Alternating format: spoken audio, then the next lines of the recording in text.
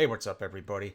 I'm Nick Push, diving back into the YouTube sphere, talking movies made by everybody's favorite grumpy old man, everybody's favorite money hungry director. I'm kidding, of course, but we got to talk some John Carpenter.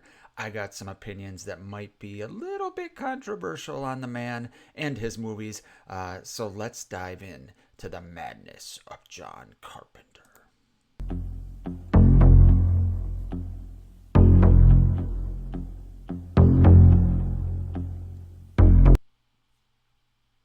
All right, so we're going to rank John Carpenter's movies via tier list. You guys have seen tier lists before. I assume if you're watching YouTube, it seems like almost every channel has done them. The reason for that is they're a lot of fun, and it's kind of a unique way to rank movies. I've ranked Carpenter movies in the past. I think I did my top 10 maybe a year, 2 years ago. So things can change. Some probably won't, but things can change, as I've seen movies more and more times. But Carpenter, like I said, he's got a lot of movies that are a lot of hits and they're critically acclaimed, even if they're box office studs. But he's also got a lot of movies that are just fucking weird, and they might not be for everybody. So what you might think is a hidden gem of John Carpenter, I might think is dog shit. Okay, so we're going to rank it via tier list. While I'm doing that, guys, let me know down in the comments if you have a controversial opinion on one of John Carpenter's movies. Maybe you hate Halloween, maybe you love one of his movies that everybody hates. Who knows, but let me know down in the comments. Okay, let's get right into it, guys. The categories of this tier list are from top to bottom: elite. I'm going to try to keep this to maybe 3 movies tops.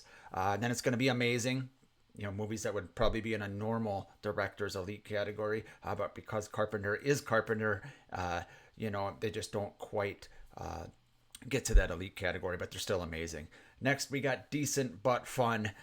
These are good movies. That, like I said, they're just fun. They're fun movies. They might not be amazing, they might not be elite, but they're really fun. And then we're dropping all the way down to shitty. Okay, so he's got some shitty ones. Okay, let's not lie here. And finally, there's a few on here that I just didn't see, so I'm just gonna put it down there because I don't want to get my opinion out on them yet until I see them. I've seen most of them. There's a couple, old smaller ones of his that I haven't seen, and I didn't just want to take them off the tier list. So let's get right into it. We're going to start with whatever order this is in. So it's not going to be in the order of the movie's release. Speaking of that, though, let's start with Assault on Precinct 13. This is a movie that probably deserves more recognition, more attention. I know for myself, I haven't seen this in a while, and I really need to revisit it. It's a movie where a little girl gets shot. I should probably say spoilers in this, guys, if you're watching a John Carpenter ranking video. I assume you don't need to hear that, but spoilers before y'all come at me in the comments section. Spoilers on all these movies that I have seen. But a little girl is shot, and basically these thugs, bad guys, whatever you want to call them, basically follow shit over to the police station, Precinct 13, of course, and there's just a big battle. It's a really fun movie, really ahead of its time. Kind of got a Rio Bravo-ish type feel. It's like, a lot of Carpenter movies. Carpenter is a big fan of westerns, so he weaves little western themes into a lot of his movies. And Assault on Precinct 13 is no exception because you got like a standoff, like a western standoff, and who's the good guys, who's the bad guys, all the dynamics between there. I am gonna put Assault on Precinct 13 in the decent but fun category. I can't quite put it in amazing, but that could change upon another viewing. Next, Big Trouble in Little China. Okay. Kurt Russell, John Carpenter, they've worked on a lot of movies together. We all know that, right? I fucking love Kurt Russell. He's in my top 3 favorite actors of all time. He's probably even higher than that. Who doesn't love Kurt Russell? And this, I don't know, this would probably be his most iconic role in a John Carpenter movie. Although, no, probably not. It's right up there, right? Everybody loves Big Trouble in Little China. Okay? Everybody loves it. I like it a lot too. But once again, I am putting this in the decent but fun category. It's a movie that wasn't very critically acclaimed, but it's grown over the years, like a lot of Carpenter movies have, and created a cult following of sorts, right? It's a fun ass movie. You know, you got Lopan, you got Kurt Russell in over his head, playing what he thinks is the hero, but he's not the hero. Major props to Kurt Russell for doing that at the height of his powers, right in the mid 80s. But this is just a batshit crazy movie, and it's fun as hell. In some respects, the reason I can't put it in amazing is in some respects, it's just not for me as far as what I look for in a Carpenter movie. I'm more like the darker Carpenter movies, you know, the darker themes. But, you know, this is certainly not shitty. You know, if you put this in amazing or even in elite, I probably will not argue with you. It's that, you know, well liked as far as Carpenter movies. But for me, it's only going to get to the decent but fun category. Next, we have Body Bags. Yes, there's a couple like smaller movies on this list too. And Body Bags is something that came out on, I think it was HBO or Showtime. Early 90s. Probably had to be HBO, right? It's basically like a kind of Tales from the Crypt type thing or Creep Show type thing where it's 3 anthology stories. I'm not going to lie, guys. This is bad. Okay? You know, you got Carpenter as the host, and he's, you know, playing like a mortician or something like that. And he's kind of, you know, playing the Crypt Keeper, right? He kind of looks with his old makeup like he does right now, to be honest with you. But, you know, you got Wes Craven starring in this. You got Mark Hamill starring in this. You know, the first story is like a gas station person, you know, gas station attendant being kind of stalked by a killer. Next, you got some guy with some hair issue. And next, you got Mark Hamill with like some eyeball issue, right? This is really bad. But it's also kind of fun. I love cheesy shit like this. But as much as I want to put it in the decent but fun, I cannot, you know, realistically put it next to Big Trouble in Little China and Assault on Precinct 13. So it's gonna go where it belongs, in shitty. Next, we have Christine. Man, Arnie Cunningham. This movie is fucking great. I think it's the best John Carpenter score of any of his movies, which is saying a fucking lot.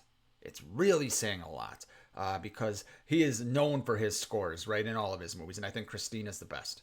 You know, just the story of Arnie's descent into madness, the way this movie is filmed, too, with the car. You know, you say the plot of this movie, an evil car. It sounds stupid, right? You know, the car is essentially the killer in this movie. It's stalking and killing people. You know, whether it's Arnie's bullies or whatever. Anyone is in Arnie's way, this car is taking them out. Christine is taking them out. And it sounds goofy, but it's really not. It's not at all. I really, really want to put this in the elite category, but it's just below the other ones that are in the elite category. For me, it is going to go into the amazing category. Next, we have Elvis, the first Kurt Russell and John Carpenter collaboration. I've actually never seen it, guys. I'm sorry. Never seen it, so can't really comment on it. I'm sure it's fine, but I'm just going to put it in. Didn't see it because I haven't seen it. Next, we have what looks like Escape from L.A. This movie is going all the way up to shitty. This movie sucks. You know, a sequel, long-awaited sequel. This came out in 96, right? To Escape from New York, which we'll talk about shortly. And, you know, you got probably, like I said, Jack Burton might be the most iconic Kurt Russell character in a John Carpenter movie. Well, it's probably Snake Plissken, right? I mean, Snake Plissken just oozes cool. But even he can't save this movie. You know, the term jumping the shark came from the Fonz in Happy Days, right? Well, this could be called surfing the shark because, you know, it's just if you guys haven't seen this movie, watch it. It's ridiculous. It can be kind of fun, you know. I can understand someone putting it into the decent but fun category because it's still Snake Plissken. It's still, you know, a crazy setup and shit like that. And in some respects, it is fun, but it's more so shitty for me. So Escape from LA, it's shitty. Next, we have Dark Star. Haven't seen it. It's next on my list of Carpenter movies to watch. I think it's something I need to see. There's a couple more on here that I haven't seen. Let's talk Snake Plissken again. Escape from New York. What a cool idea. You know, New York is basically a prison, and you got the president, played by Donald Pleasance, who's in a few of these movies on this list, and he's the president, and he crash lands in New York City, and they need to get the most dangerous criminal and the coolest criminal to get him out. And it's Kurt Russell and it's Snake Plissken. And, this movie just, Snake Plissken's a badass character. He is badass. So much good with this movie. It's a little dated, as far as the technology and stuff, but it still holds up as far as like, movies that can be dated with technology and things like that. It holds up fine. For me, Escape from New York is not quite an amazing though. I'm not as big a fan of this movie as everybody else seems to be. For me, it's just going to go in decent but fun because it's still watchable. It's still watchable, right? And it's still one of his better movies, but sorry, I can't put it up in amazing because it's not as good as a lot of the ones that I'm going to put in that category. Next, we have Ghost of Mars. There are 2 movies in my lifetime that I went to the theater to see where I've fallen asleep. Ghost of Mars was the first one. It's really bad. Really, really bad. All the shit that people say about this movie, all the crap that Carpenter got from this movie is pretty well deserved. You got Ice Cube, you got I think Natasha, whatever her name, from those Alien movies where she's walking around naked, whatever the fuck that is. I can't remember exactly. But this movie sucks. It really, really sucks, and there's not much more I can say about it. Speaking of movies there's not much more I can say about, let's talk Halloween. Don't really need to say much here. I mean, this is a movie that made me fall in love with movies, with horror movies specifically, but with movies in general. It made me start, I don't want to say studying movies because, I'm not a film student or anything like that, but studying what makes movies effective as far as filmmaking goes and the score and, the way things are shot. And, it's a movie that it's the reason I am on YouTube. So it's the reason that I have some friends that I've made via YouTube. It's the reason I've, been able to interact with a lot of, my loyal viewers and some of you like that. So I'm going to always be grateful to Halloween. Michael Myers, Dr. Loomis, Laurie Strode, everything about this movie, I just love it. It ain't perfect. It's far from perfect. But to me, it's always going to hold a special place in my heart. So I fucking love Halloween. Duh, right? So Halloween is elite. Next, another controversial opinion here. In the Mouth of Madness. This is a lot of people would put it in amazing. A lot of people would, some people would even put it in elite. For me, I like it, but I don't get the hype. It's going to go into decent but fun. And I love Sam Neill. Absolutely love Sam Neill. I love him in Jurassic Park. There's not much Sam Neill can do that I'm not going to like. I think he's a great actor. And he's great in this movie. But I think this movie gets a pass on some of the faults of it. And I think the reason is because, it came out in 94. So Carpenter had already kind of, he was already up here and he was already on the way down. And then this made him go up a little bit, right? So I think because of when this movie came out, people overrated a little bit because it was, people say it's Carpenter's last good movie, right? I actually disagree with that. There's another movie that came after this I like more. But people say it's his last good movie. So, they're going to tend to overrate it a little bit and put it next to some of the other movies that are really good. And for me, and that's fine for you, but for me, it just doesn't work as well as I would like it to work. Even though there's a lot of good things here. The atmosphere of the movie is great. Sam Neill is great. The story is decent. It's just a little too stylized in certain points for me. I like the fact that, it ends on a, kind of like a downer note or a cliffhanger, like every movie in his Apocalypse trilogy. But for me, In the Mouth of Madness, it's decent but fun, but it's not amazing. So look at this. I'm like more than halfway through. I only have one elite and one amazing for one of my favorite directors, if not my favorite director of all time. Next, we have The Memoirs of an Invisible Man with Chevy Chase, one of 4 that I haven't seen. Let's talk Prince of Darkness. Prince of Darkness, a movie that I think is extremely effective, extremely moody and atmospheric and things like that. I mean, this movie, it's spoiler alert, it's going up in amazing. I fucking adore this movie. It's really fucking weird. You got the devil as some green ooze in a jar at the bottom of some church, and you got, the classic tale of science versus religion, and faith versus science and stuff like that. And this movie's batshit crazy. The score is awesome. It's playing throughout the fucking movie. It's overkill, right? There's just so much in this movie that I just find creepy, and intriguing. And once again, the story is ridiculous, but it works for me. It just works for me. And those videos, or those dream sequences, whatever you want to call them, I find absolutely terrifying. And it's another movie that just has a ridiculously batshit crazy ending where you just like your jaw is dropped, and it's just like, fuck, man, fuck, what are you doing to me, Carpenter? You got Alice Cooper playing a homeless guy. There's just so much of this movie that's weird in like the most John Carpenter-y way you can be weird, and sometimes that doesn't work, right?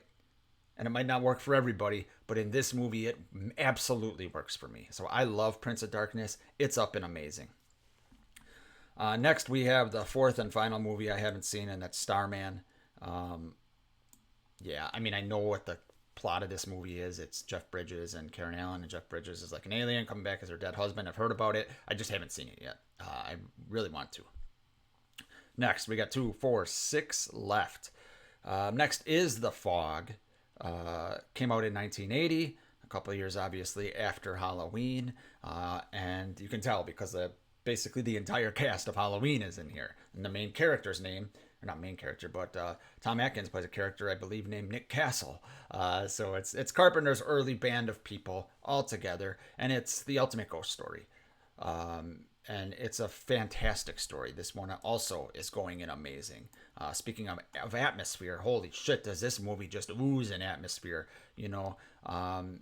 Whether it's at the radio tower or the church or the festival, the 100-year festival, everything about this movie is just, it's a movie that probably wouldn't work today. It's not really gory. This fog rolls in and you got these pirates from 100 years ago that are coming back for their 6 must die or 6 must pay or whatever the hell it is. But it's really, really cool. And I love the ending with Father Malone, where, spoiler, he gets killed at the end, right? I think he does, right? But this movie's awesome. This movie's amazing. It's absolutely one of his best, in my opinion. Next, we have John Carpenter's The Thing. Speaking of movies that were ahead of its time, speaking of movies that didn't get the love they deserve, The Thing is absolutely going right next to Halloween. You ask me on a specific day, I might say I like The Thing more than Halloween. And that says a lot because I was just, telling you how Halloween made me fall in love with movies, etc. The Thing is a movie I watch multiple times a year, especially here in the winter. It's January now. Everything about this movie is fantastic. Just fantastic. The paranoia, the atmosphere of the location, just not knowing what's going on, the ending, who is the Thing? Is it Kurt Russell? Is it McCready? Is it Childs? Who is it? All the theories, we're still talking about it, over 40 years later. The Thing from 1982, and we haven't even talked about the practical effects, the score. There's so much to talk about with this movie. I've made videos on this movie. I love it. It absolutely deserves to belong in the elite category right next to Halloween. Next, we have The Ward. I think this was his last movie he ever directed. I saw this movie for the first time about 9 months ago or so.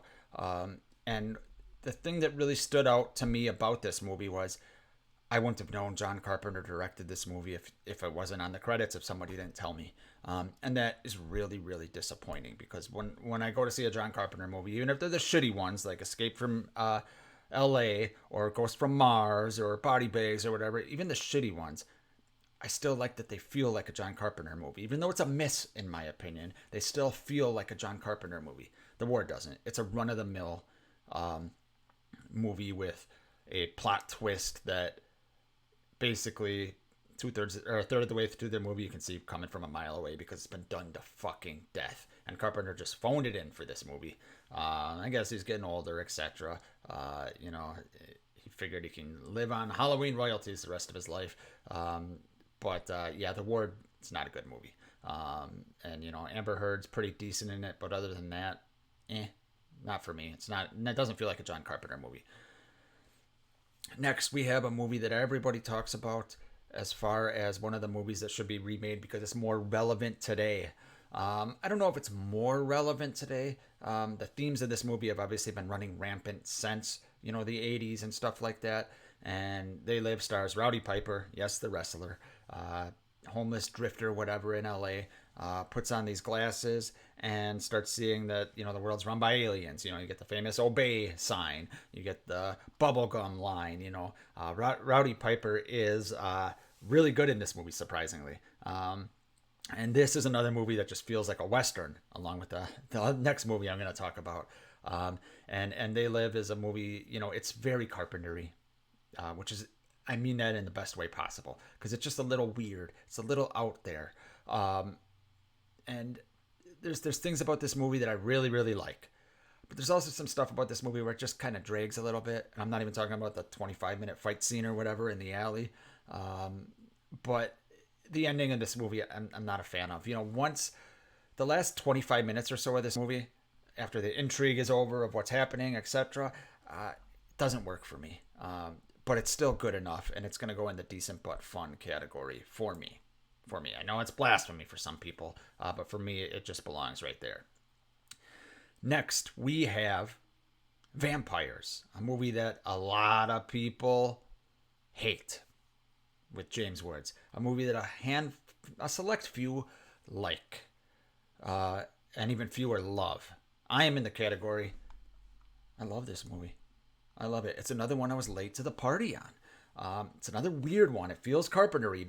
John Carpenter doing vampires is going to be a little weird, and this one's no exception. You got James Woods working with the Catholic Church. He's kind of a badass. He's a crude motherfucker. But the main vampire in this movie is fucking badass and scary. The story is really cool. The unique take on how they kill vampires is pretty cool. It's some badass shit. This movie's gory as fuck. There's some stuff with whoever the fucking Baldwin is, Daniel Baldwin, that's weird. And the chick Laura Palmer from Twin Peaks plays a girl in here that's a little weird. But overall, I really fucking love this movie. And if you're not a fan of vampires, like you haven't seen it in a while, or you've never seen it, I would highly suggest you give it another chance. Let me know if I'm on an island here. I think I might be. But I really, really enjoy vampires. And yes, I like it more than the 5 movies in the decent but fun category, which I know is blasphemous, like I said, to a lot of you. But for me, I'm a big fan of vampires. And finally, we have Village of the Damned. I'll say this about this movie. Christopher Reeve is very, very good in this movie. But he can't save it. This is a shitty movie. Really shitty. Basically, all the women in this town, some weird thing happens. All the women in this town get pregnant at the same time, and they give birth to all these little fucking evil kids, and they're staring, and eyes glow, and the blonde hair. It's fucking weird. But like I said, Christopher Reeve is really good in this movie. And you watch it now, and you're just thinking, oh, man, he was such a good actor. He could do more than just Superman. But even he couldn't save it. So that is my John Carpenter movie tier list ranking. Like I said, when I do something like this, a tier list, I don't want every movie at the top, because that just takes away, the power of his really good ones. So for me, Halloween and The Thing are in a class of their own. And then you go a little lower and you got 4 amazing movies, okay? In Christine, Prince of Darkness, The Fog, and yes, Vampires.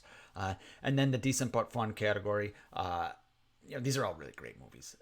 I am not knocking these movies at all. It's just I like the other movies better, and it's kind of my list. Even the shitty ones, a couple of them, like I love Body Bags. If someone said, "Hey, you want to watch Body Bags?" I'd be like, "Yeah." I wouldn't do that with The Ward or Ghost of Mars. Even Escape from LA, I'd watch because Snake Plissken, it's Kurt Russell. But yeah, so that is my list. Tell me down below your list, your favorite Carpenter movies, or like I said, if you have a controversial John Carpenter opinion, let me know in the comments. Thanks for watching, everyone, and I will see you on the next one.